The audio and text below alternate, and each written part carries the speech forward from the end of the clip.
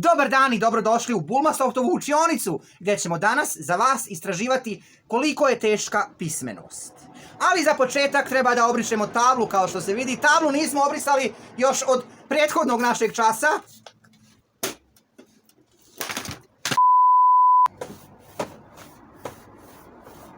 Dakle, jel se ovo vidi? Koliko je teška pismenost?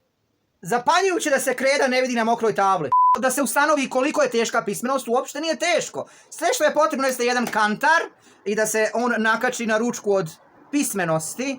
I onda ispadne da je ovo govno teško. 2,8 kg žive vage. A sada ćemo ovu pismenost da stavimo na PickBA na prodaju. Oh yeah!